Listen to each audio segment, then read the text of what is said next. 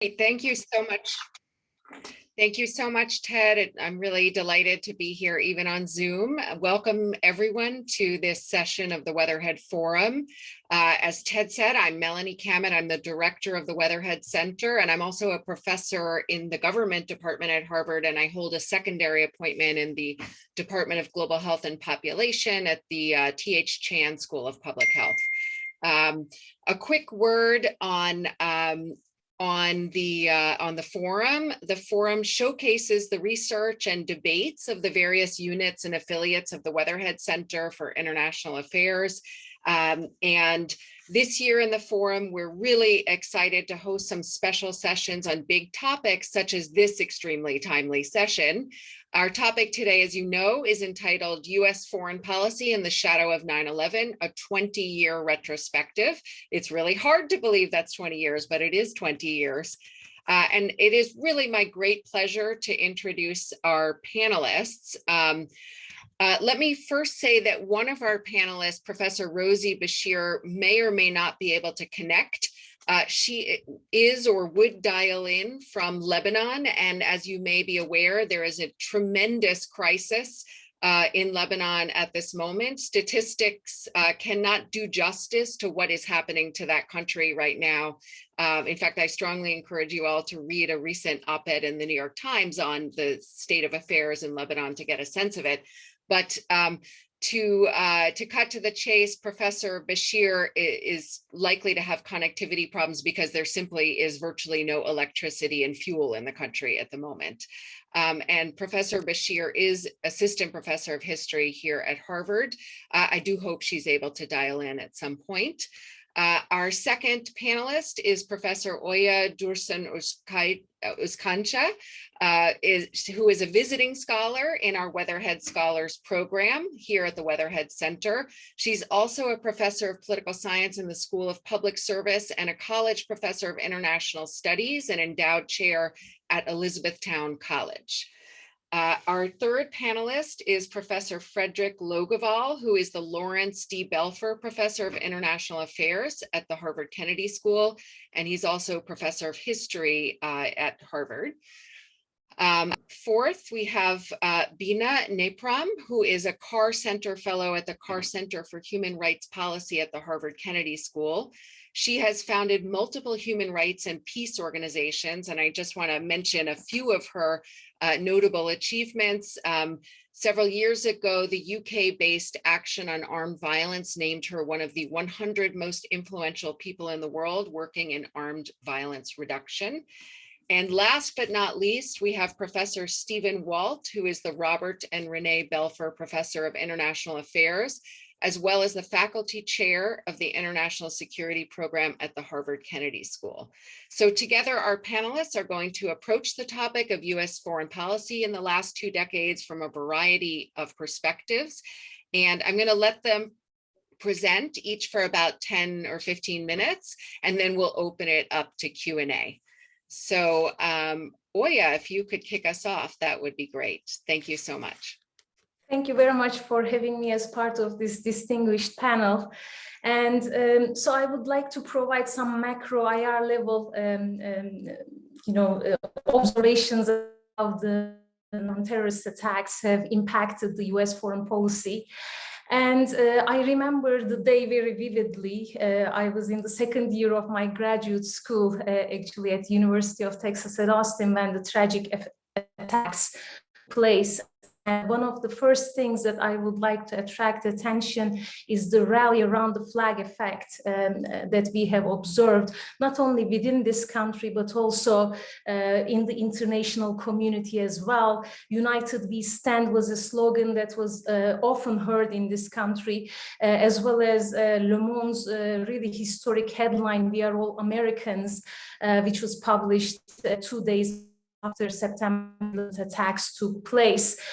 So there was this really unity behind support of the international community behind the United States, response to the tragic terrorist attacks.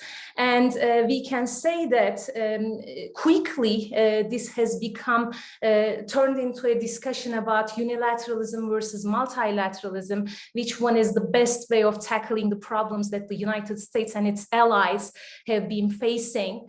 And the Bush administration has taken a lot of heat because of its predominantly unilateralist approach, effectively multilateralist approach, if you will, to the war on terror. And this war on terror concept itself has really emphasized one thing that is quite commonly discussed in the international relations, is new wars versus old wars. And the war on terror really fits in relatively well with the concept of new wars, in the sense that the actors that are involved in the war are no longer your traditional state actors, but also, in addition to your traditional state actors, you have the non-state actors that are involved as well. And you are not only fighting a war, but also fighting against crime, increasingly criminal aspects of war making as well. And the goals have changed, as well as the means through which you try to achieve your goals have changed as well, really bringing into forth the criminality aspect of the war making. So what we have seen is that 9/11 really has fundamentally changed the way the United States has been dealing with the world and engaging with the world. And in the sense that there has been an overwhelming emphasis on interventions. And that has certainly, with the benefit of the hindsight now, that we can say that unfortunately has not necessarily helped the United States reach its goals. First of all, the war on terror concept has been a very vague concept and quite an open-ended concept. And in the sense that terror has been with us ever since the beginning of human civilization. So how are you going to eradicate terror altogether from the world has been quite a vague and ambitious goal. And then that seen a lot of countries around the world trying to become part of this slogan on the global war on terror and trying to use it to serve their domestic purposes as well. The thing that comes to my mind are the Russian foreign policy on that front, as well as Chinese foreign policy using terrorism, counter-terrorism in a way to serve their domestic political interests. And soon enough, we have seen proliferation of drone attacks, and we have seen targeted killings, which have ultimately undermined what the United States has been trying to do, to really engage with the world in a way to preserve American values, promote American values at home as well as abroad. And one would make an argument that this type of an emphasis on military interventions, regime change, targeted killings, democracy promotion may have created anger and resentment on the part of the rest of the world, and quite undermined the US values altogether, and created some sort of cynicism with regards to the what the real goal of the United States was. It started the concept of, and it declared war on terror. So we have, shortly after that, we have seen the Guantanamo Bay, we have seen the CIA black sites, we have seen the Abu Ghraib, prison scandal, and so on and so forth, the increasing involvement of private military corporations in warfare, once again, along with the concept of new wars. And we have really seen, this causing quite a damage and tarnishing the reputation of the United States as the city on the hill of a actor in internal affairs, American exceptionalism, and so on and so forth. And we have learned time and again certain lessons from our involvement in the rest of the world affairs in the aftermath of 9/11, such as the importance of setting up clear goals and also coming up with a good framework of when and how to exit from the field. So coming up with a good, well-planned exit strategy has become a very important, aspect of war making in these new times that we are dealing with. And another thing that we have observed is the importance of coordination. So coordinating your actions with your allies especially has become really important. Whereas we have seen in different venues that the United States has been engaging in since 9/11, we have seen some duplication of efforts between the United States and allies, lack of coordination and lack of communication, some parallel projects that are being pursued without the knowledge or coordination with our allied counterparts. So this has ultimately really underlined to engage in a meaningful effort to reconstruct post-conflict zones or provide stability in these parts of the world. And I would like to quote President Biden's very interesting quote as he defended his decision to withdraw from Afghanistan. And this decision about Afghanistan is not just about Afghanistan, it's about ending an era of major military operations to remake other countries. So as a post-conflict peace building scholar, that kind of hurts because I would very much like to see the international community's efforts to bring stability and bring the institutionalization that is much needed in these parts of the world. But there is some sort of a waking up moment, I think, in US foreign policy making by saying that we are not in this business of nation building, and we have to refocus and shift our national priorities to where our national interests are directly at stake. And if you really read in between the lines, this really alludes to the changing international system and how the international system is pretty much changing with the rise of global power competition, and how the United States is really emphasizing the need to focusing its resources to the places where it really matters in terms of global power competition. So we have seen also the arguments that this really marks American retrenchment from the world, and America is really receiving withdrawing from its engagement with the rest of the world. And I would argue against that.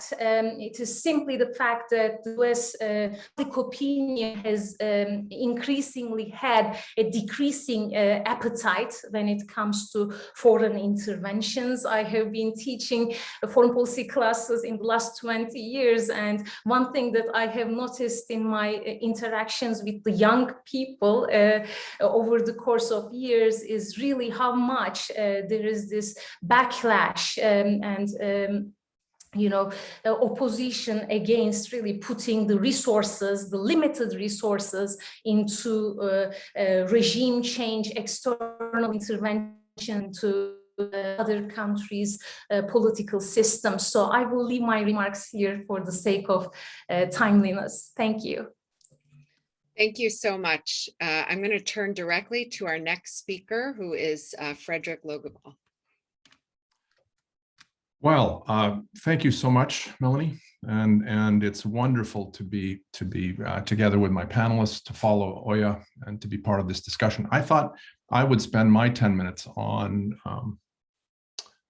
on what I see as the most important legacy of 9/11 for US foreign policy, namely the militarization of that US foreign policy and the corresponding neglect of diplomacy.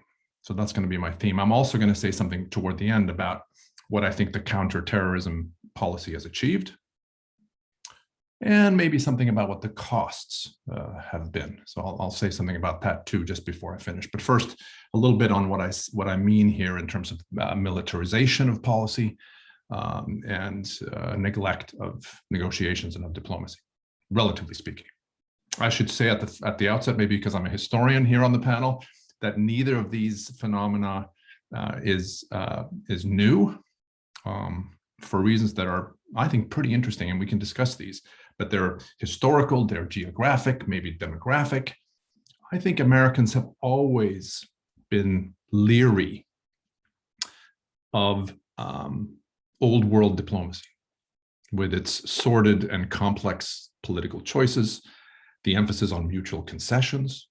And I think Americans have sought to often operate on the unambiguous platform of moral principle. And I think what's interesting, among other things, is that the geographic separateness of the United States allowed this to happen, really, for much of the nation's history. So you've got weak neighbors. You've got the protection provided by these two massive oceans. And so you're protected in core respects from predatory powers, something you wouldn't see, obviously, in Europe, and you wouldn't see in really every other part of the world, or at least most of them. Then, during the period of the two world wars, US power increases dramatically, to say the least, just as the power of many other powers in the system, great powers in the system, is declining. So the result of that, it seems to me, is that both before becoming a great power and after becoming a great power, America and Americans, US officials, lack the necessity to negotiate, to compromise in order for the United States to survive and to prosper. Lots of examples of this that we could discuss in the Cold War era and at other times. Something I've spent a lot of my career on is the Vietnam War, and so it's a pretty good example of what I'm describing. And of course, well before 9/11, Lyndon Johnson telling his aides continually, "I want to negotiate. Give me some reason to believe that diplomacy can succeed," Johnson says time and again. But we know from the archival and other evidence that he doesn't really want negotiations. What he wants to negotiate is basically the terms of Hanoi's surrender. So again, other examples we could talk about here. Still, the point I want to make this morning, or this afternoon rather, sorry, is that I think this trend, this phenomenon has become more pronounced since 9/11. Cold War had ended. Soviet Union had ceased to exist. America dominated, it seems to me, global politics, as never before. But rather than learn one of the core lessons of the Cold War, as I see it, which was that non-military instruments were critically important to America's victory in that Cold War, and I do think it was a victory, one with a lot of costs. I've written about that, but ultimately a victory for the United States in the Cold War. Non-military instruments, I would argue, were critical in that success and that victory. But rather than learn that lesson, policymakers, it seems to me, after 9/11, proceeded to give primacy to the military over the diplomatic tool as they launched a war on terror. And I think the rapid initial success in Afghanistan in late 2001 only strengthened this inclination. I've just reviewed a couple of books on the Afghanistan war, and I think what comes through in a really interesting way in both books is precisely that this inclination was strengthened as a result of that initial success. And you're all familiar with that. We don't need to go through it here. But you see Washington urging to include the vanquished Taliban in the post-war settlement. You see Washington officials giving primacy to military counterterrorism that served to antagonize Afghans, soon drove the Taliban back to violence. And then a little more than a year after that, you've got a disastrous invasion of Iraq, and the forever wars, as they're called, were upon us. And then in the ensuing years, I won't go into detail on this. We can discuss it, obviously, if anybody's interested. Maybe my fellow panelists will say something about this. But in the ensuing years, the Pentagon's dominance, the Defense Department's dominance over US foreign policy, national security in general, increases, not just in the administration of George W. Bush, but in those of his successors. Congress, meanwhile, sees fit at various points to decrease the budget of the State Department, often without any protests or any meaningful protest from the White House. You see agencies like USAID shrinking in size, just as China is massively stepping up its development assistance internationally. Even before this, I can't resist mentioning, I believe in 1999, so not too long before 9/11, but USIA, very important arm of American public diplomacy during the Cold War, is disbanded. So that no longer exists. And there isn't anything, I would argue, quite comparable to the USIA, therefore, after 9/11. Now, as I come to my final remarks, I think that the counterterrorism policy brought undoubted successes. For 20 years, no group has been able to launch anything akin to the 9/11 attacks, either in the United States or against American citizens elsewhere, American installations elsewhere. In that sense, the war on terror, I think, must be considered a success. There are costs here, and I'm sure we'll talk about these costs in this session.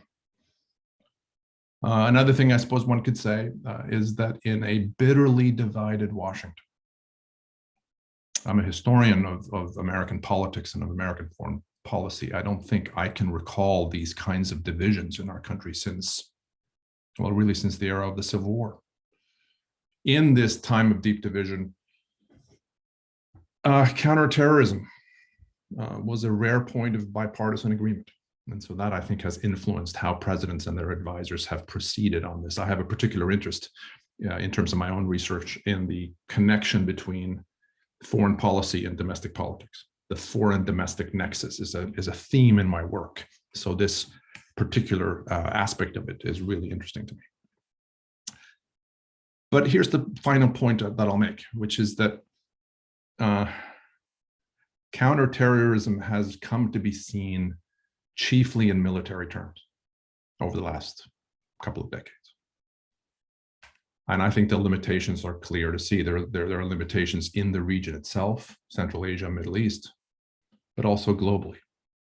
In fact, I suppose if I had to single out one cost here, is that this relentless emphasis on these military instruments in that part of the world has diverted attention from the complex challenges posed by a rising China, by, what should we say, recalcitrant Russia, how about that? Nuclear North Korea, and other issues of that type. And so I guess what I'm suggesting is that we need to have a rebalancing. William Burns has called for the phenomenon that I'm describing here. He's called it the force diplomacy inversion, and I think he calls for rectifying that, and I agree with him. The non-military instruments of U.S. foreign policy need to be strengthened, because though it's true, ladies and gentlemen, that a potent military undergirds arguably all other instruments of American power, I would say that a strong diplomacy is no less vital. And if you look even, glancingly at US foreign policy over, say, the last 100 years, give or take, you see a lot of successes when presidents and their advisors have seen diplomacy as a really important tool of American statecraft. There have been real successes here. They've enhanced American security when they have pursued vigorous negotiations. My current research project is a 2-volume biography of John F. Kennedy, which tries to put Kennedy's life into context. And so it's a lot about the rise of American power.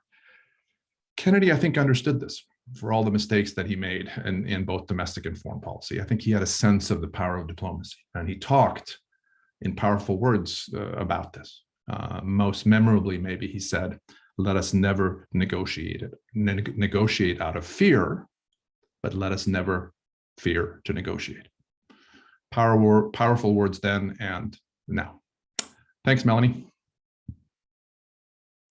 Great, thank you so much. I do not believe that Professor Bashir was in fact able to dial in. So unfortunately, we'll have to skip over her. Maybe the electricity gods in Lebanon will smile upon us later in the panel, hopefully. But for now, it doesn't look possible. I'm delighted to turn next then to Bina Nepram. Bina, please. Thank you, Melanie and fellow panelists.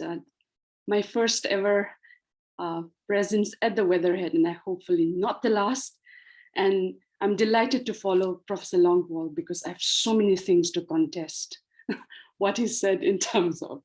But let me start with my 10-minute presentation, and then we can get into a debate about.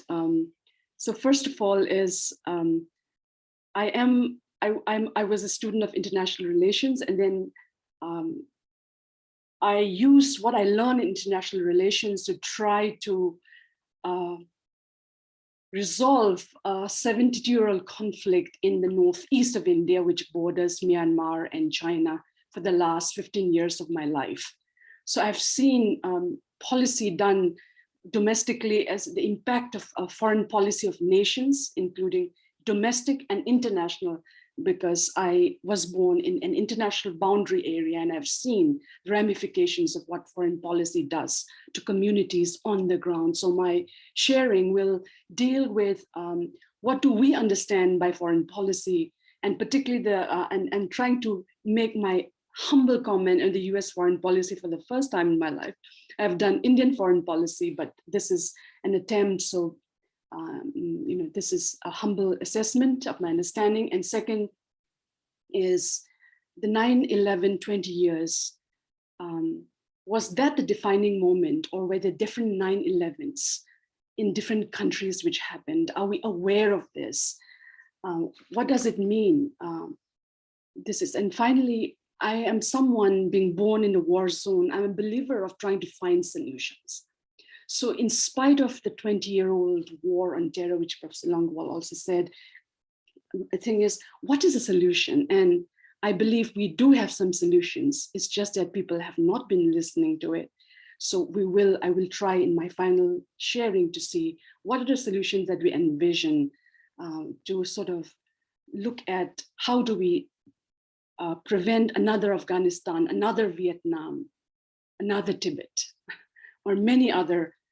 We have 300, we have about 26 to about 30 conflicts which are known, but there are 300 plus unreported conflicts around the world, including Manipur, where I come from. So I will share with that. So in terms of US foreign policy, experts are already there, but what the US foreign policy, as I see in the documents, it says to build and sustain a more democratic, secure, and prosperous world for the benefit of American people and the international community.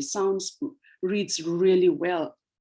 And it was also demonstrated historically, American foreign policy, where when George Washington in his final speech said that it is about observing good faith and justice towards all nations, cultivating peace and harmony with all.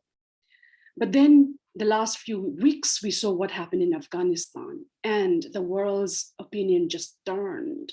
What did we see in Afghanistan? Thousands fleeing, people trying to get onto airplanes, people dying, everything that we have seen, and now the current protests which are emerging.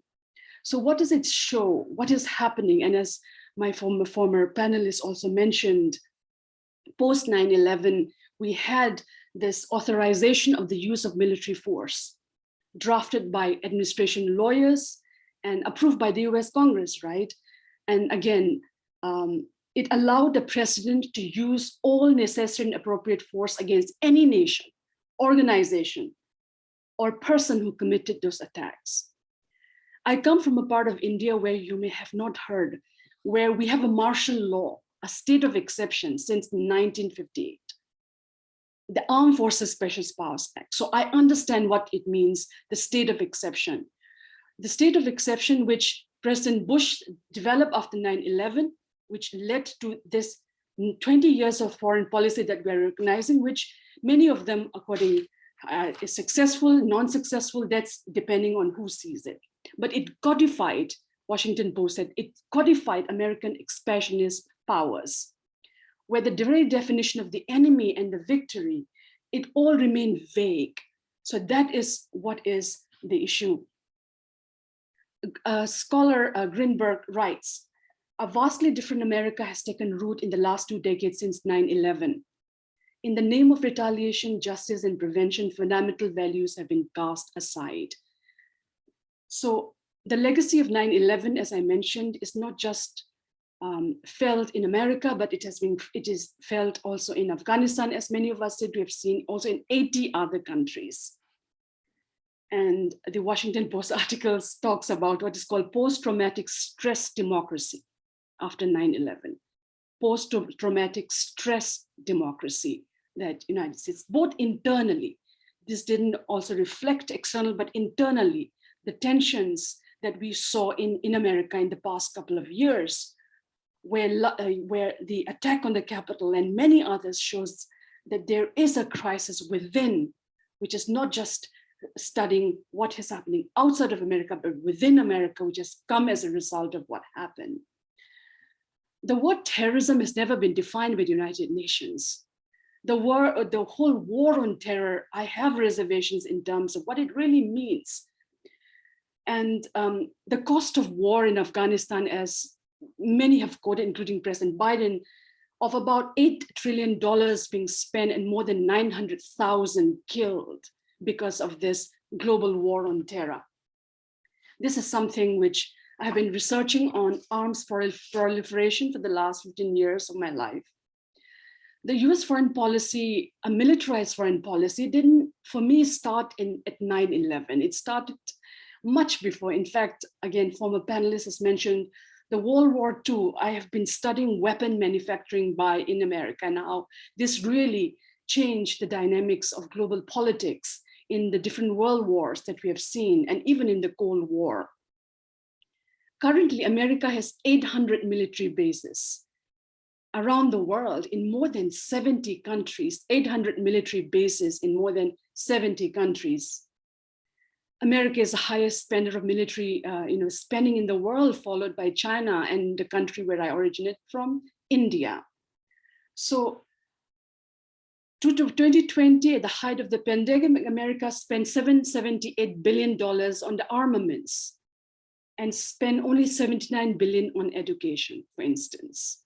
So what we are saying is the militarized foreign policy has taken, for every $1 of taxes Americans pay, 50% of that goes, 55 cents of that goes to the military industrial complex. So the legacy of 9/11 or all the wars that nations like America fight, for example, the Afghanistan war, where all these trillions of money spent, it's the American taxpayers who have to pay for the next 20 years. It's you who's going to pay for it. So it's something that we also realize for some of us who have survived wars and conflicts. We know the cost of war on our lives and why it's important to tell our nations, as our former speaker says, Diplomacy or domestic and foreign is not just about militarization, but it's saying, are you safe in your home, in your community, in the road that you walk in the school that you're in? So if weapons could make any nation more secure, America should be the safest nation in the world. But no, it isn't. 100 Americans were killed every week due to gun violence. And so it requires a major rethinking, both internal and external, is my humble plea. While things have been depressing, what we have seen in not just Afghanistan, but also what happened in Myanmar in the past couple of years, where militarization, military control has become a part of life, and rising authoritarian regimes, where rights have been repressed, freedom of expression curtailed in many parts of the world, including the world's largest democracy, India. But let me also bring some positive news. I have been also looking at, and I also stumbled upon the 2017 landmark resolution by the US Congress on women, peace, and security. And I was fascinated by that because we have been studying women, peace, and security and trying to implement in the conflict areas in South Asia for almost 10 years, following the United Nations landmark UN Security Council Resolution 1325 drafted in the year 2000. What is interesting about the American bill was it expresses a sense that the Congress says, and I quote, the United States should be a global leader in promoting the participation of women in conflict prevention, management, and resolution. Second, that the political participation and leadership of women in fragile environments, particularly during democratic transitions, is critical to sustaining democratic institutions.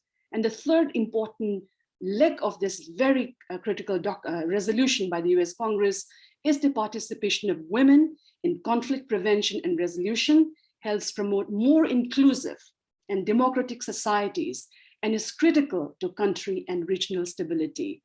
If Afghanistan is not safe, the world is not safe. Everything is linked. That's why you see in the past 24 to 48 hours, Afghan women coming out in the streets. I've worked with Afghan women. I have been a part of training done on women, peace, and security. And I know that for the last 20 years, a lot of good steps have been taken, where the critical role of women in South Asia in decision-making positions. Even in Afghanistan, we had the Afghan Women Speaker of Parliament. We had in Pakistan, in different parts of our region. It seems everything is now with images of Taliban and their weaponry, controlling lives of every one of us, men, women, children, people who wanted to live life in freedom and in democratic principles.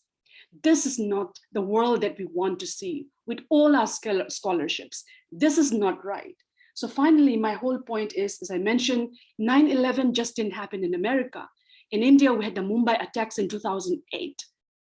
There are 9/11s, a rippling effect in many parts of the world, and we got to ensure how do we. And hence, I end with this final point on the need, therefore, of a different foreign policy, which is now called the feminist foreign policy. I don't believe in any isms. I believe in humanism, right? But what is important is what is this foreign policy saying? And it speaks to many of us who are working on the ground in conflict areas.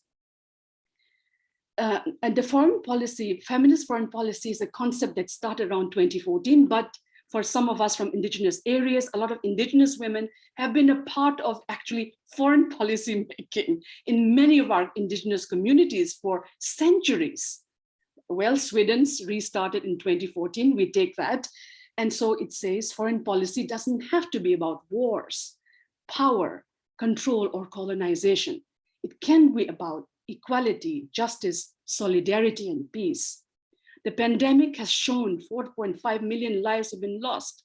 America today reached 40 million cases, and India followed with 33 million.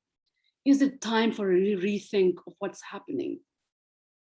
A feminist foreign policy is about a political framework that centers on the well-being of the marginalized people, as the UN goal of leaving no one behind in UN Sustainable Development Goal. It rethinks security of the most vulnerable. I am from a conflict zone. I've seen militarized zones. I've seen armed insurgencies. When your dignity is attacked, where food is taken from your stomach, people will revolt. And hence, to be able to have a more peaceful world, our policies, both internal and foreign, has to be one which is built on inclusive security of one and all. And hence, I echo what Nobel laureate Jody Williams said. If we have Ministry of Defense, it's time also to think of ministries of peace and foreign policies of peace. Thank you so much for your attention. Thank you so much, Bina. And I'm going to turn to our final panelist, Steve Walt, before opening it up to discussion with the audience as well. Thank you. Thanks very much, Melani. It's a pleasure to be here with everyone else. And going last, I've had the pleasure of listening to lots of smart things be said by the other panelists, a few of which I will probably echo a little bit, but I'll also try and strike out a little bit on my own. So anniversaries, we all know are important events, and it's not surprising we're convening on the 20th anniversary of September 11th to talk about what it meant. What I want to do is something a little bit different. I want to speculate on how this event might be viewed 80 years from now, on its 100th anniversary. Back in 2014, the 100th anniversary of World War I, the outbreak of World War I, there was an outpouring of books and even films on that event. And so we might ask, is 9/11 going to spark similar reflections in 2101? I don't think so, but of course, I think it's also impossible to know that for certain. But I do think one thing is certain: how September 11th will be seen a century from now is going to depend a lot on who is doing the interpreting. And all states remember their histories different. I think it's important, especially for Americans, to remember that 9/11 will be viewed differently in the United States than it is in Paris or Cairo or Riyadh or Kabul or Baghdad or Beijing. Even more important than that, how 9/11 will be viewed in 100 years or 80 years from today will depend, in my view, less on what actually happened on that day back 20 years ago, but rather on what happens between now and September 11th, 2101. And I want to sketch out quickly 3 possibilities. I am sure there are others. And the first one I'll just call the Chinese century. Imagine that Xi Jinping gets his wish and China comes to dominate the 21st century, much as the United States dominated most of the 20th. And I don't mean by that China takes over the world, or even that its model of one-party capitalism becomes the most common form of government, but that it establishes a position in its own region that is near hegemonic, and it has more influence over the shape of world politics and economics than any other single state. I think if this scenario were to play out, Americans at least will look back on September 11th on an event that accelerated the end of the so-called unipolar era and the rise of China. And it's not because of what actually happened on September 11th and the damage the country suffered then, which wasn't all that significant for a country of 350 million with a $15 trillion economy, but rather it's how we responded to September 11th. As has already been mentioned, squandering 8 trillion or so in a global war on terror, failing to respond in a timely way to China's rise. So in this sense, September 11th and the American reaction could be seen as something that accelerated China's rise, partly for foreign policy reasons, but also, and this has already been mentioned as well, because it helped poison American domestic politics in a number of different ways. The journalist Spencer Ackerman has a new book out called Reign of Terror, which goes into this in great detail, showing how the war on terror basically backfired or had a backlash here in American politics in ways that we are now trying to figure out a solution for. This scenario, of course, assumes we don't learn any good lessons from the past 20 years, and that what I might call the death spiral of American politics continues. But there's another possibility, and this is sort of the flip side, and let's call it American Renaissance. What if the United States gets its act together and China were to stumble? Suppose instead of Xi Jinping getting his wish, imagine that Joe Biden gets his wish, Then the United States regains some of its mojo, fixes some of the dysfunctions of our democratic order, stops making big foreign policy blunders. The innate innovative forces in the US economy keep the United States in a leading position. We begin to use our power more effectively in other parts of the world than we have over the past 20 years. Well, if this is the scenario that plays out over the future, then by 2101, September 11th will be seen as a tragic but ultimately minor event in American history, one that led to some unfortunate but fortunately less than fatal responses for Americans. Now, its effect on other places may still be much more profound. And I keep thinking that it might be a little bit like the sinking of the Maine in Havana Harbor in 1898, which helped drive the United States into the war with Spain.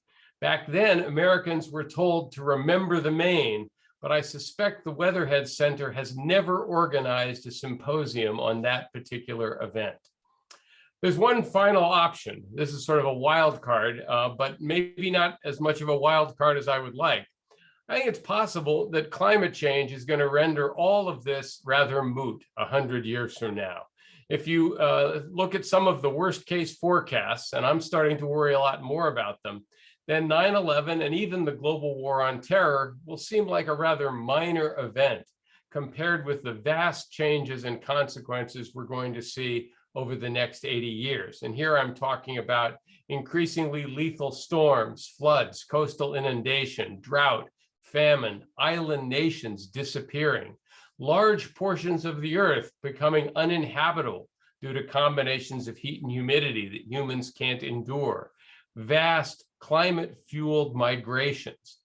In this scenario, at most, 9/11 would be seen as one of the many distractions that kept the industrialized nations from taking action when they should have. The bottom line here is that what September 11th will mean to subsequent generations depends much less on what actually occurred 20 years ago on this date, and much more on what we all do from this day forward. I wish I had more confidence we will get more right than wrong, but that is another issue, and perhaps that'll come up in the Q&A. Thanks very much. Great. Thank you so much to all the panelists. I do have a number of questions appearing in the chat, but I just want to kick us off a little. And let me just say to Steve, you're right. You're absolutely right that we're not doing an event on the storming of the Maine, but we are increasing our programming on climate change. And I do agree that is clearly the most pressing shock facing all of us, all of humanity, in fact. So this is beyond what's facing the United States. So listening to the panelists, one wonders what we got for all these wars. And if you turn to the Brown University Costs of War project, which has been enumerating these costs, there's a lot of death and destruction, indebtedness, and so forth. And listening to the panelists, I'm hearing things like growing cynicism about what American goals are vis-a-vis global diplomacy, militarization, the decline of diplomacy, and the rise of counterterrorism only understood in military terms, massive US military spending, which is going to ultimately fall on the shoulders of the American taxpayer, and so forth. So there's, I haven't heard like lots of positive things that have come out of this past 20 years of foreign policy adventures. So I have a number of questions at this rate that are raised by these points, and some of them reflect questions that have appeared in the chat. So one question I have, and perhaps I need one of my colleagues from American politics to answer this question, is why are the American people so accepting of this, or have they been? And of course, the American people is not one monolithic thing, and I think we see intergenerational differences and so forth. So that's just one question to throw out there, which may or may not be in the wheelhouse of our panelists. More generally, I think it would be interesting to spend some more time thinking about the prospects for American diplomacy. So in fact, one of the questions in the chat by Ambassador Deborah McCarthy raises this question. There seems to be a need for a shift in U.S. diplomatic messaging, a new U.S. diplomatic approach. What might this entail? Is it even possible? As Oya has pointed out, we've lost tremendous credibility globally because of the ways in which the United States has intervened in so many places, 80 plus military outposts around the world. So what would this diplomacy look like? And in fact, another audience member even questions whether diplomacy should be our approach.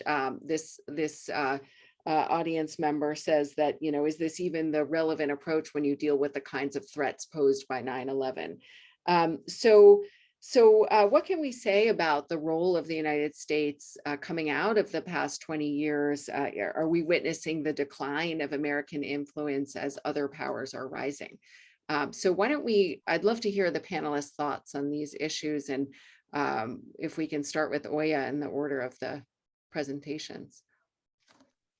Wonderful points that you are making, Melani. Thank you very much. I think that it is important to set the priorities straight. Yes, President Biden said that we are no longer in this business of rebuilding nations, but counterterrorism efforts will continue to be held. And here, I think it is important to once again bring to our attention the historic fact that back in 2001, the number of terrorist organizations were 3 times lower, 3 to 5 times lower actually, when compared to the number of terrorist organizations that we are seeing right now. So we have certainly seen this militarized foreign policy making having an adverse effect in terms of keeping us safe per se. I mean, it is important to acknowledge that we haven't seen any attacks on the US soil following 9/11, any terrorist attacks that are externally organized. But,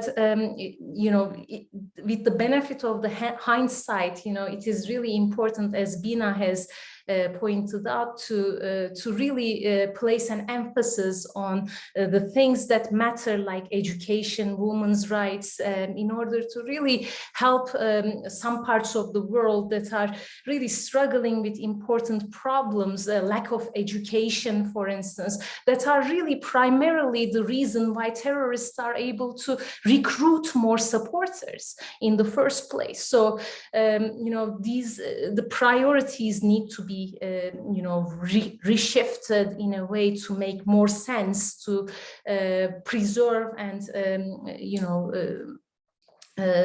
to be able to protect US national security interests.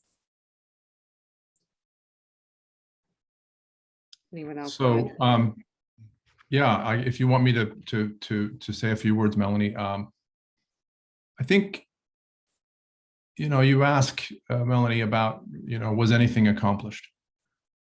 Because the theme of our presentations was pretty grim. I agree. I suppose if the objective was the core objective of the war on terror, of the counterterrorism policy, was to prevent another 9/11 from occurring in the United States. Again, we're thinking about this from a US foreign policy perspective. Then it succeeded. So that's something I suppose one can hang one's hat on. You also wondered about why the American public has been so accepting of these developments. That's a super interesting question. And I think it's true. And by the way, this too does not begin with 9/11. To go back to Vietnam just for a minute, and I think I'm in a minority among Vietnam War historians in saying what I'm about to say, but I think the American public was remarkably patient in Vietnam.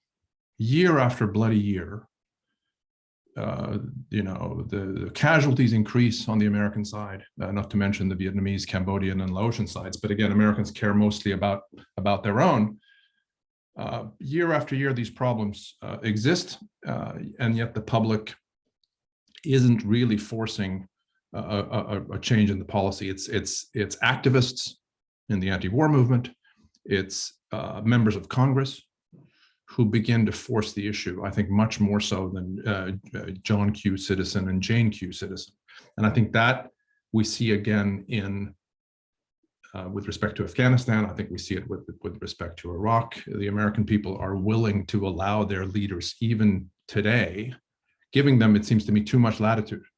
There's way too much apathy, as far as I'm concerned, with respect to how Americans ultimately fail to hold their leaders accountable, both congressional leaders and presidents, for policy decisions. So your question is a really good one. Finally, in response to Ambassador McCarthy, it's a really good question. I don't have an easy answer. Steve, I think, referred to the death spiral of American democracy. It's hard to be vigorous in diplomacy and to be engaging with other people around the world when your own domestic politics is as troubled as ours is. So it's a tough task. Ultimately, I would say, Ambassador McCarthy, that it's in part about making a commitment to diplomacy, making the resources available to the State Department and to other agencies that are involved in diplomacy, and making clear that this will be a key weapon, a key tool in the American arsenal going forward. So it's in some ways that simple. And I would say finally that it's about learning the history. I'm teaching a class this semester called Reasoning from the Past, which is about trying to connect history and policy. Why is it that leaders, by and large, have analogized poorly in the past? Why have they not been attentive to what history can teach? That's partly what the class is about. And I think that the record is quite clear that in the Cold War and at other points, it is the non-military instruments that are critical. Our dear colleague Joe Nye has referred to soft power, basically getting somebody else to do what you want without coercion, I guess, is one definition of that. That soft power was immense, and I think was really important. We've lost some of that for the reasons we've been discussing, but I think it could still be powerful for the United States. I was struck by the fact that in my native Sweden, when Barack Obama visited, I don't know, 6 or 7 years ago, the country was beside itself with excitement because the American president was coming to visit. Barack Obama was coming to little Sweden for a visit. And normally restrained Swedes were, super excited about this. Maybe that wouldn't exist for an American president today, but some of that I think still is there. That the Chinese president, by and large, wouldn't in many places have that kind of response. That tells me that, there are opportunities here. Thank you.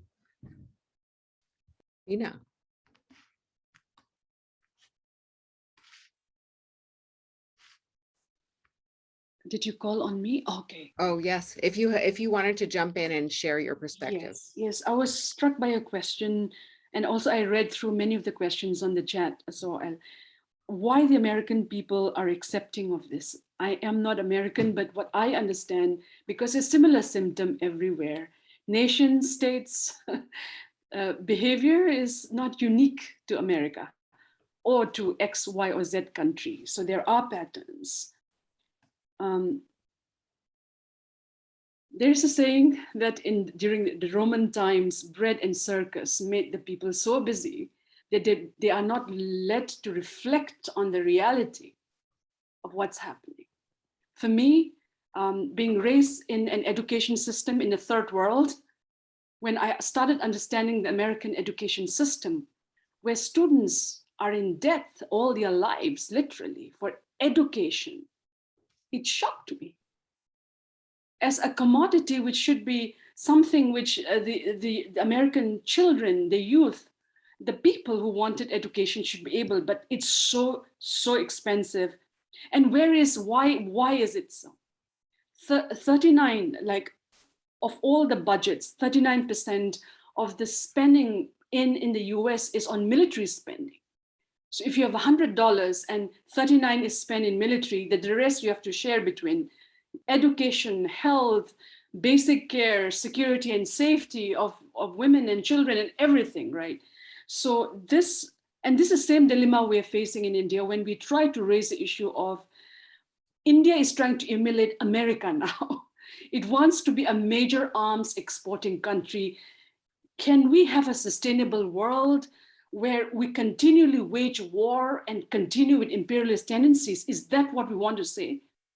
And there are many respected historians here in the panelists. Are we going to repeat the same mistake again and again? Have we human beings learned from what happened in the last 100, 200 years? That it's not working, as Professor Stephen said, it's about now it's climate change. When everybody is going to be flooded, inundated, tsunami, then what is going to be left of what? War on terror. You see? So I think that this reflection hasn't done enough. Whenever we raise the issue in India too, people laugh at us thinking, what do you talk about? Decrease military spending. If you reduce 10% of your military spending, just 10%. I'm not utopic to say, demolish all the weaponry. The United Nations Charter say you do have to have certain protection mechanisms. But what I do know as a realist is also the fact that if you reduce 10% of your military budget, you will ensure that poverty in the world is reduced. You can ensure the sustainable development goals by 2030. And the pandemic has also shown how we didn't have enough vaccines. We didn't even have the vaccine. We didn't even have enough hospital beds. We didn't have even oxygen for our people, both in America and in Delhi.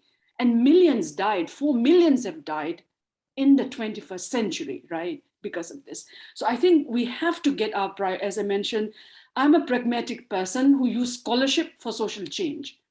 So we can talk forever, we can debate forever, but we also can put our heart, our mind, and our intellect together, as Professor Stephen has tried conjectured what will happen in the next 100 years. Can we also have the audacity and the courage to think differently, is what I would like to put. There was also a couple of questions on the term war on terror. Ping Su has written in the chat. It's a very good question. Even as I mentioned the word terrorism, what does it mean? UN doesn't even have a definition of what terrorism is. Now let's do the parallel on war on drugs. What happened on the war on drugs in America? And which is being replicated even in India today on war on drugs. And I've investigated both of them in my research thesis. They never get the kingpins, these drug lords. They never, because they are continually conniving with political leadership. It's the poor, the marginalized, those who are peddling at the poorest level, who are being jailed and detailed in the war of drugs. So the war of terror, and that's why the questioning that we have done is it really, really successful? And many of us have been conjecturing that we have to reflect on this. There was also a question by Jonathan on women, peace and security, on the ruling in Texas versus the ruling in Mexico on abortion and other things. I mean, I'm a woman, right? I'm a human being too. And women gave birth to all the Talibans, yeah. And now they're controlling everything, saying women should not be there. I mean, what is this? You take away 50% of humanity from your decision-making. You cannot have a sustainable community, society, or nation building that you want. You cannot. You simply cannot. That's why it's really important for us to rise above this. I mean, I come from an indigenous culture, so we are closely connected, living with nature and life. And let us go beyond these isms, this whole cultural clash, religious clash. We worship rays of moon and sun in my culture, not one God, which the world knows. Our religion is not even defined in any religion of the world. So how do we rise above these narrow boxes of xenophobia, both religious and ideological, which will allow us to think of a different policy, both foreign and domestic, is what I would request us as thinkers in such good university and establishment to reflect on it. Thank you. Thank you. Steve. Yeah, I'll just do 3 questions very quickly. First of all, there is a question: did the global war on terror actually reduce the risk of a second 9/11 or whatever? I think that's actually a bit of an open question. I mean, there were many things that were done that were not part of a war, such as improving airport security, locking cockpit doors of aircraft, that made an actual replay of September 11th much less likely, and had nothing to do with doing anything with the military as well. And which of these made the greatest contribution to the absence of another large-scale terrorist attack in the United States, I think is, worthy of debate. But we shouldn't assume that what we were doing in far-flung corners of the world really made that much difference.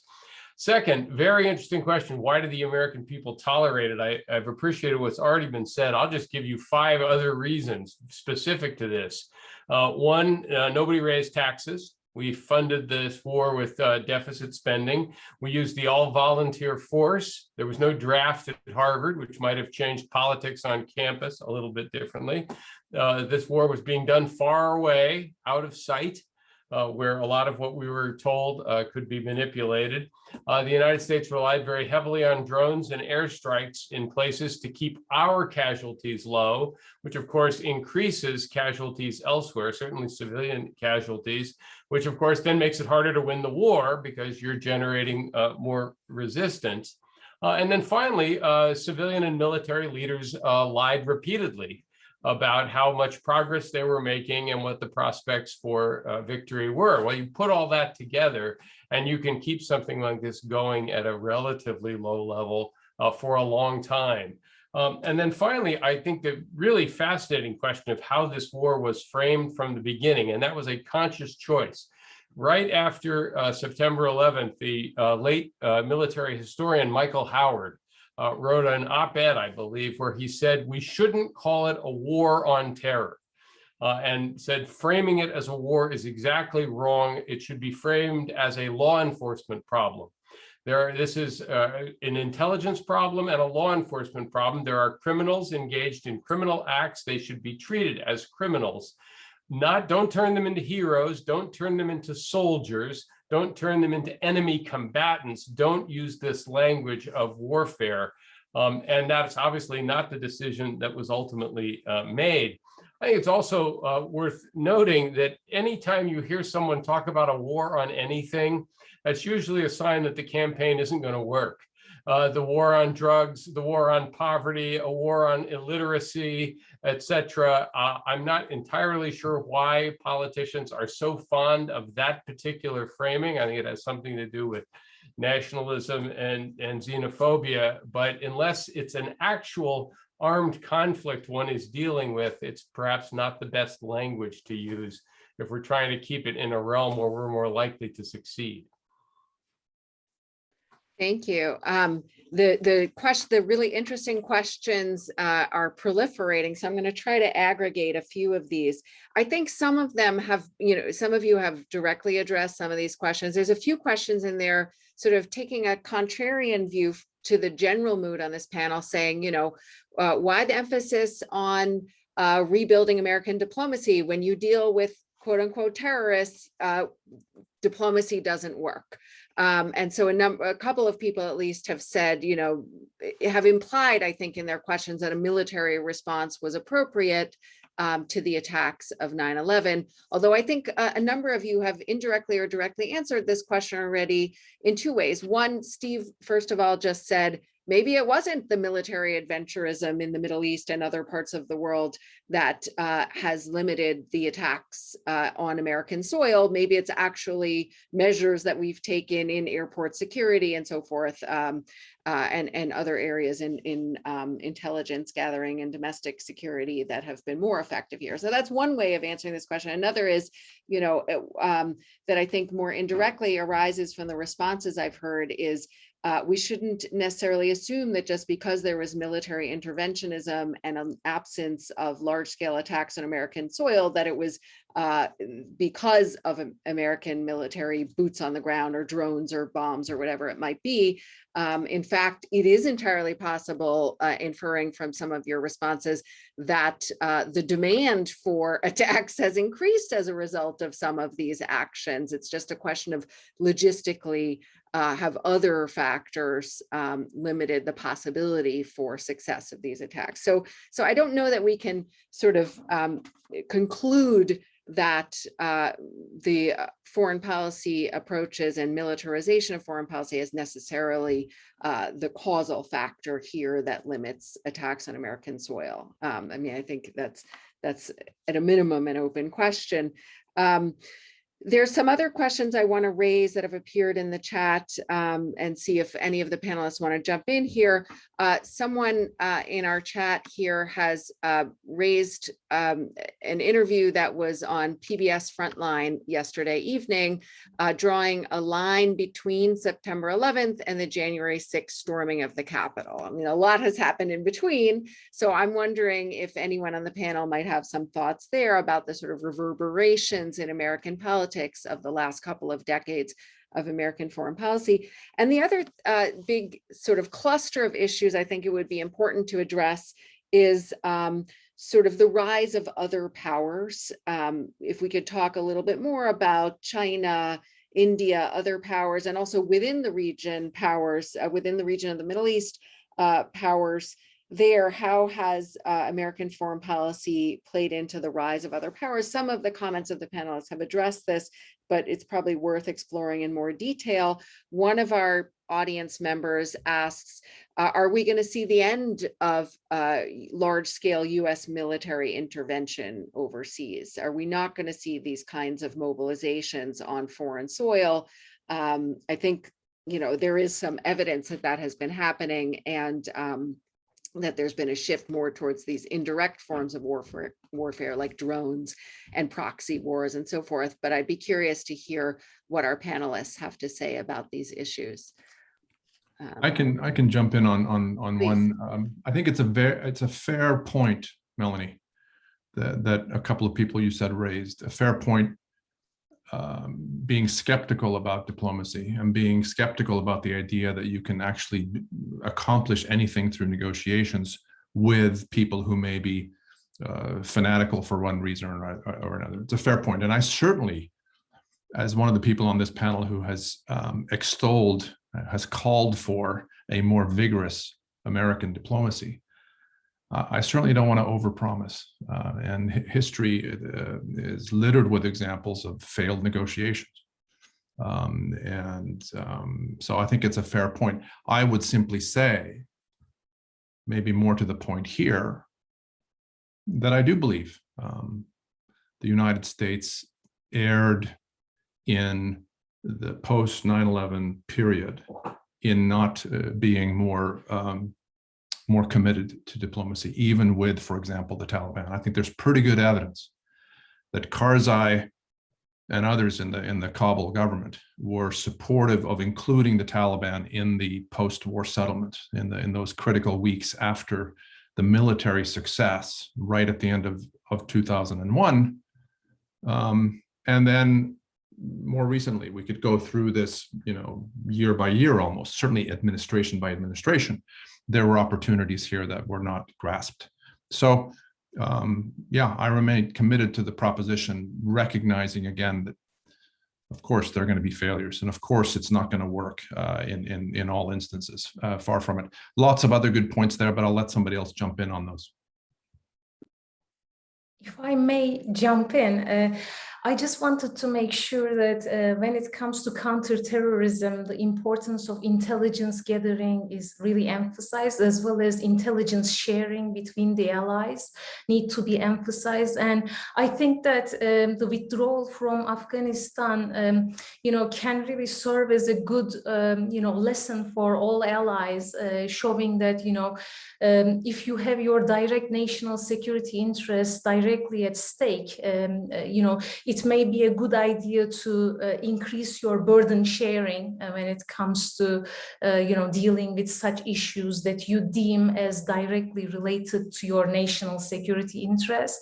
And I think that throughout the United States engagement in these different venues, such as Iraq and Afghanistan, under the broad umbrella of the global war on terror, we have seen, the resources that are really allocated to places where the US national security interests are not necessarily directly involved. I say this especially for the Iraq case, but also after, the perpetrators of 9/11 terrorist attacks have been, removed, eliminated, perhaps that was the right time to actually put an end to the involvement in Afghanistan in terms of military intervention. So what the Biden administration has done, I think, was perhaps to really say that, okay, we have all these sunk costs that are involved in this intervention, and they engaged in a cost-benefit analysis probably and determined that this is not where the national security interests of the United States lie anymore. So our focus should be more on global power competition, and especially it is the case because as all these things, military campaigns were conducted, we have seen, as Fredrik has pointed out, very determined Russia to signal to the rest of the world that it is really willing to stay in the game, and adding to its military arsenal, including nuclear weaponry. And the same is true for China, which is even less bound by international law when it comes to nuclear weapons. So, at least in terms of bilateral or, some multilateral platforms. So, these types of actors have used this as a good opportunity to add to their military power, and to strategically position themselves in a better way to challenge the US supremacy, or declining US supremacy in the international system. And another thing that I would like to add is the, really raising the, ringing the alarm bells about mission creep. That is really important. Why were we in Afghanistan in the first place? And have we been able to achieve our goals? What has our continued 2 decades long involvement in Afghanistan achieved? Or, were we simply, looking at data to or presenting the data in such a way to make us feel good about ourselves, so that's an important aspect as well. And I think moving forward, to address the question about whether the era of, extensive military interventions of the United States in the area is coming to an end, I think that if not yes, certainly we are going to see more limited mandates with clear and achievable goals set from the get-go, rather than really being dragged into certain, wars or conflicts with really quite ambiguous, goals to begin with.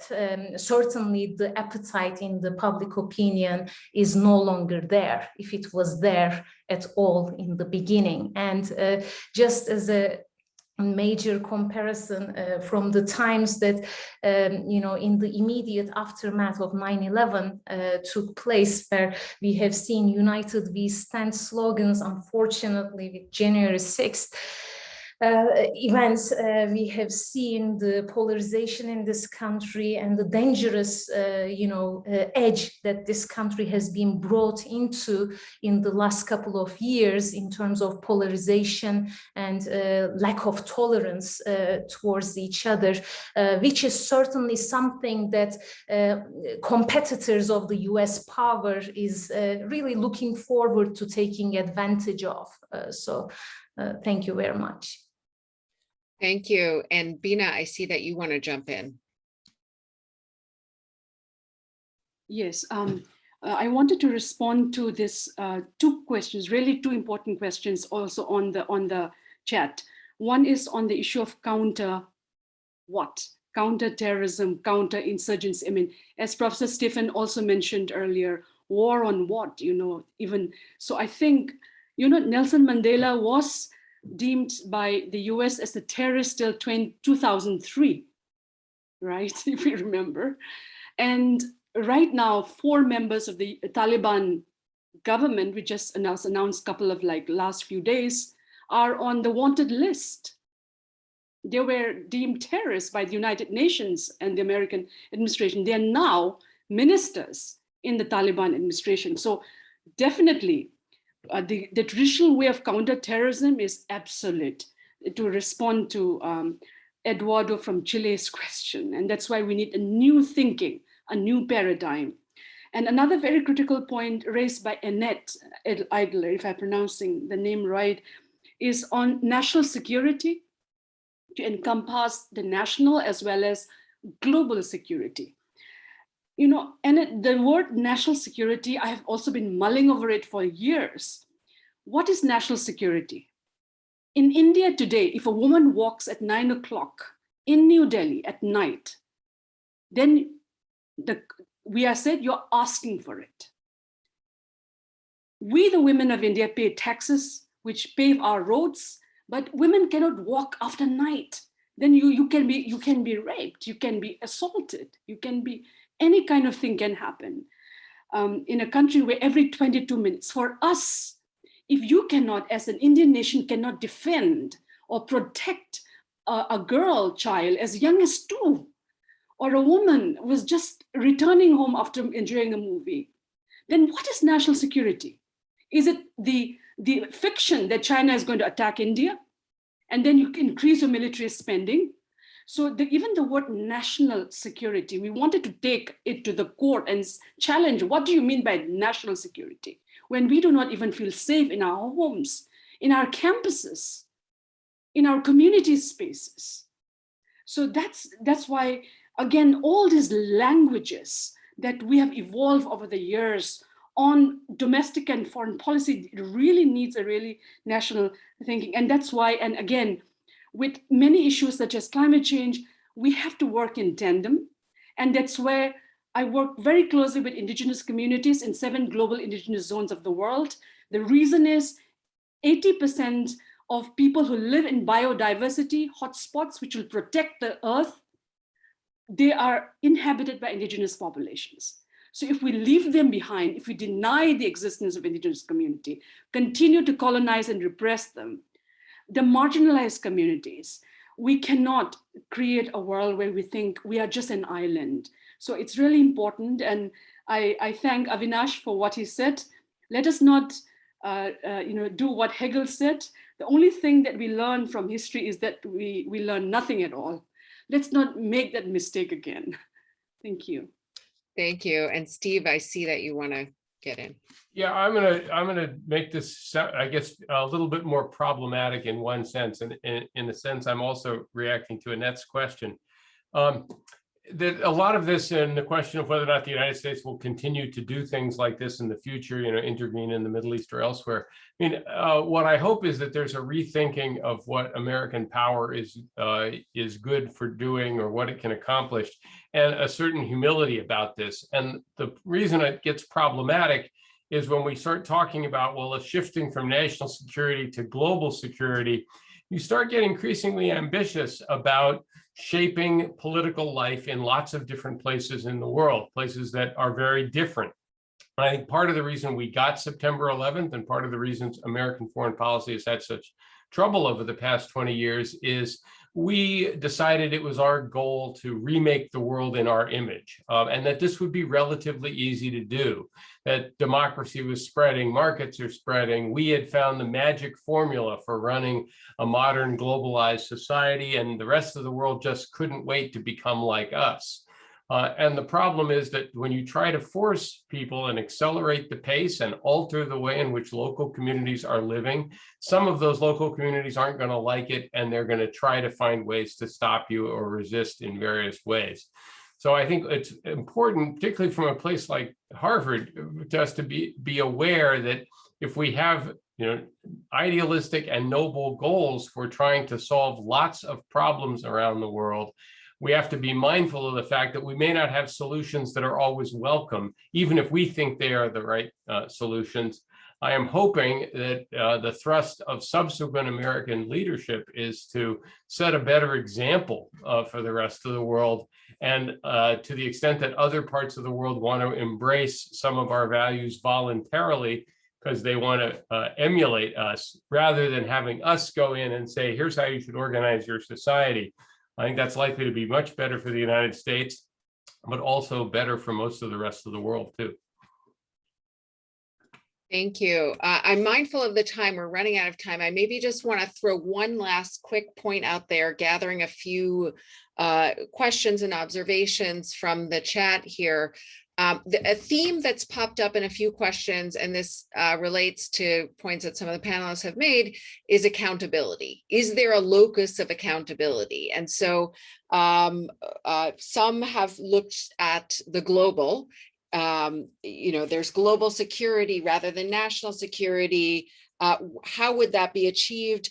Is there such a thing as an international community that can exert itself to hold the United States and other global actors to account?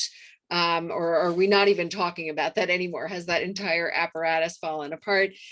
Conversely, when we look at the national level, is there national accountability? One of the questions asks, where has Congress been? Why has Congress not held these military initiatives? Why has Congress not demanded more of a reckoning for this? And I'm sure there's a lot of things we could say about that in terms of the domestic political arena and influence on Congress and so forth. So thinking about this question of accountability, is there a viable locus of accountability and that could possibly accompany a different approach to foreign policy? Does anyone have any thoughts on that? I think it's a really good question. It's a really important question. By and large, I would say there has not been accountability. I think this also is maybe what you're saying and what the questioners are saying, Melani, that there hasn't been accountability. I mean, it's just striking to those of us who pay attention to this, and all of us do, how it is that policymakers can oversee disastrous policies. And they can be civilians, they can be on the military side, and yet don't seem to really suffer the consequences. They either can remain in positions of power, become highly paid, pundits on television or whatever. I think the point about Congress is key. I think that in fact, Congress, for again, historical reasons, has been congressional members of both the Senate and the House have been all too comfortable deferring on pesky issues of foreign policy to the executive branch, because they'd rather not have to mess with this. But of course, it's their constitutional responsibility to do so. So I think there's no question that lawmakers have a very important role to play. I'm not exactly sanguine about the possibility that Congress will pick up this burden, but it ought to. I think ultimately maybe accountability comes down to individual voters in this country, that it's up to all of us as voters to hold our elected representatives to account. And if they don't do it, we got to vote them out. And so it requires an engaged citizenry that is paying attention to these issues. So, but thanks for this. Thanks. Steve, I saw you. Yeah, I would echo everything that Fred just said and say that basically, we have, I think in some respects, a corrupt national security and foreign policy elite in a variety of ways. You can fail repeatedly and do just fine, as Fred said. We don't have good mechanisms for it. And it's not like you want to throw people in jail for doing this, but you don't have to reward them handsomely after they have failed time and time again. So just by way of historical comparison, George C. Marshall, Secretary of State, a five-star general, the organizer of victory in World War II, was offered lucrative contracts to write his memoirs which he declined, saying he did not think it appropriate to profit from public service. This is an archaic attitude that none of the commanders, civilian or military, of any of America's recent wars would have followed. And I'll just remind everybody that George C. Marshall actually won the war that he was ordered to win, unlike his very well rewarded successors. And I do think this is actually a very, very serious problem that goes deep into the way our foreign policy system is operated. It's so serious a problem, I devoted an entire chapter of my last book to it. And about accountability, here comes a very important question of national security versus human security, as Bina has also alluded to. And that's a very important point, you know, in this day and age, you know, as citizens, you know, what are the rights, and, you know, how can our rights and well-being and safety can be preserved overall. And when it comes to international law, accountability, unfortunately, really stops at where sovereignty principle starts. So in that sense, it is really difficult to hold you know, countries accountable for war crimes unless they themselves subscribe themselves to statutes like Rome Statute. So Bina, I'm going to give you the last word. Yes, absolutely. I totally agree with the fellow panelist. Currently, India has 43% of our parliamentarians with criminal background record. I repeat, 43% of Indian Parliament current has criminal background record. We are fed up of criminals being our lawmakers. How can we expect them to take care of people's rights and responsibility with this kind? So we got to vote the people who are wrong. We don't know which party, but if we want good governance, we want to ensure that our issues are raised at the Congress level, at the Parliament level, at every level where they claim to represent. They are right now representing interests of corporates, of gun runners, gun makers, drug dealers. And that's not the democracy that America's principles was founded. This was not the democracy that India fought for when it freed against British colonial rule. So the war economy has to end. We have to get more marginalized people in the periphery. Gender, forms of looking at analysis has to be done to be ensured, and of course accountability. Melani, in no country is an island. We are all organic people, beings, even nation states. I have been in the United Nations where I see representatives of 190 countries in one room. It's still a powerful body, however flawed it is. And we got to evolve the systems, and we, the people, can make it happen, whether it's United States citizens or any other from any other part of the world. Collectively, we are all linked together with one body politic. And I think that's where we would continue to put our hopes and our struggles in place for the next 100 years, Stephen, if we have to imagine what will happen from now. Thank you so much, Bina. Thank you all of the panelists. It's been an incredibly stimulating discussion, very wide ranging. Also, thanks to the audience members for their excellent questions and comments. I really appreciate all of you joining us to kick off the Weatherhead Forum for this year, and I look forward to seeing you in person in the not too distant future. Thank you all.